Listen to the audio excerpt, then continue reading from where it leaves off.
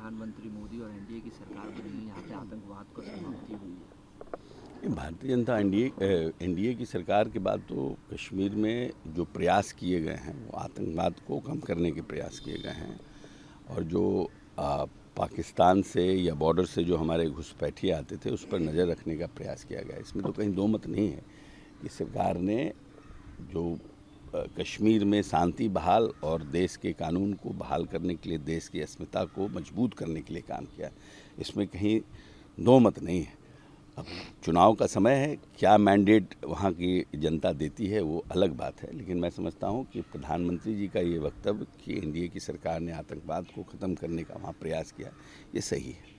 राहुल गांधी ने कहा है कि मैं जो बयान दिया हूँ उस बयान को गलत तरीके से पेश किया जा रहा है, मेरे खिलाफ झूठ फैलाया जा रहा है। चाहे वो आरक्षण को लेकर हो, चाहे वो सिख भाइयों को लेकर बयान हो, सभी झूठ के तरीके से पेश किया गया है। देखिए, हमारा तो ये कहना है कि भारत के बाहर विदेशी सरजमी पर इंटरनेशनल इश्यूज़ पर ही बोलना चाहिए। नेशनल इश्यूज़ पे बोलने से निश्चित रूप से कहीं ना कहीं कंट्रोवर्सी होती है।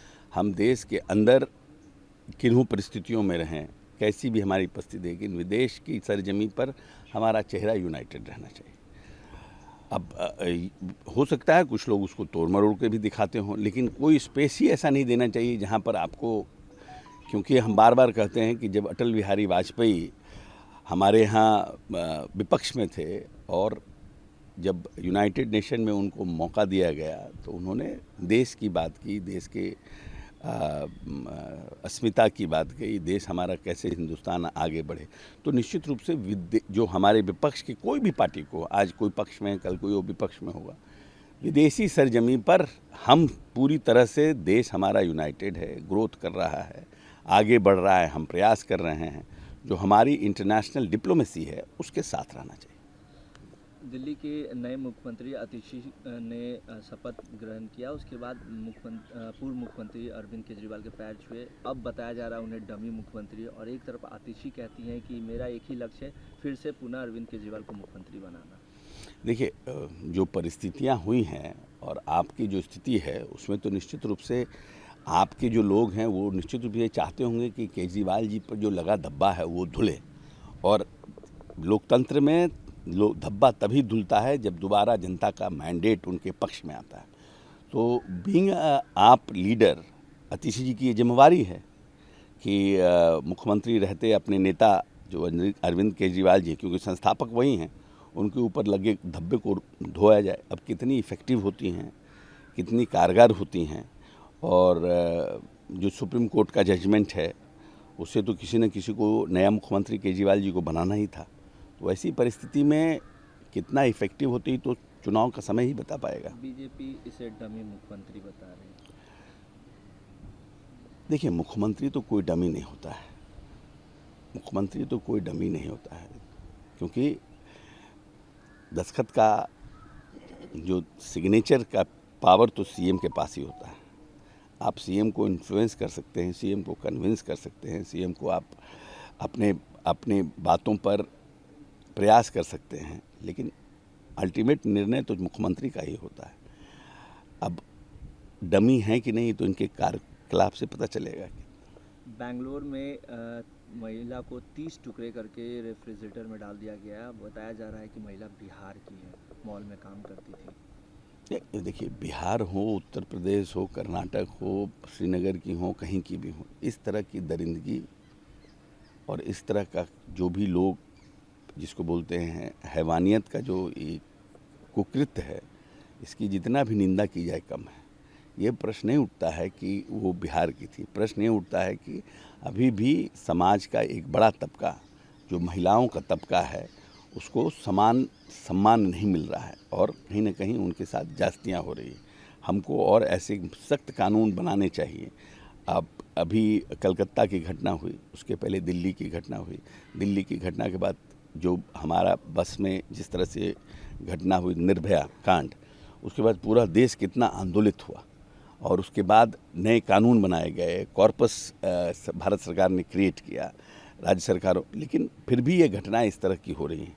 तो वैसे लोगों को तो ऐसी सज़ा मिलनी चाहिए कि भविष्य में दोबारा इस तरह का कोई घटना कराने में समाज के लोगों को 10 बार सोचना पड़े। नवादा मामले में अब राजनीतिक रंजिश दी जा रही है। इसमें कहा जा रहा है कि सरकार विफल है और दलित विरोधी है। पूरे 80 घर जला दिए जाते हैं और कोई उस तरीके की कार्रवाई नहीं होती है। नहीं, क्यों कार्रवाई कैसे नहीं हुई? 14-15 लोगों की गिरफ्तारी हुई है। जो लोग इसमें इन्वॉल्व थे उन लोगों की गिरफ्तारी हुई है। और हमारी सरकार, नीतीश जी की सरकार, दलितों के कितनी पक्षधर है, इसके लिए हम लोगों को विपक्ष से तो सर्टिफिकेट लेना नहीं पड़ेगा। विपक्ष से सर्टिफिकेट की हमें आवश्यकता नहीं है। जहाँ तक दलितों के उत्थान का सवाल है, दलितों पर जो अत्याचार हो रहे हैं उसके खिलाफ में जो हम पूरी सजगता के साथ, आप बताइए कि घटना हुई है और उसके 72 घंटा के अंदर सबकी गिरफ्तारी हुई है, लोगों के तार गए। लेकिन इस तरह की घटना होती क्यों? दलितों पर ही देश में सबसे ज़्यादा रेप केस रिपोर्टेड दलितों के खिलाफ है। इस तरह के घर जलाने की स्थिति, मारपीट की स्थिति, दबंगता की स्थिति सिर्फ दलितों के साथ ही क्यों होती है? ये बड़ा प्रश्न है समाज के सामने। आज़ादी के इतने साल के बाद भी, आरक्षण के प्रावधान लागू होने के बाद भी, SC/ST के प्रोटेक्शन एक्ट के बाद भी इस तरह की घटनाएं की पुनरावृत्ति होती है समाज में।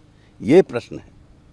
सवाल लगातार ये भी उठ रहा है कि जमीन सर्वे का जो काम हो रहा है उसको लेके लगातार अब विवाद बढ़ रहा है। क्या उसको लेके भी सरकार नहीं, कुछ विवाद काम ये करने जा सब रही है? ये ज़्यादातर वैसे लोग हैं जो बेनामी संपत्ति रखे हुए हैं, जिनके पास लोगों की ज़मीन को किसी न किसी तरह से हड़प लिए हैं, उनकी ये परेशानी है। क्योंकि लैंड सर्वे में तो दूध का दूध, पानी का पानी होगा।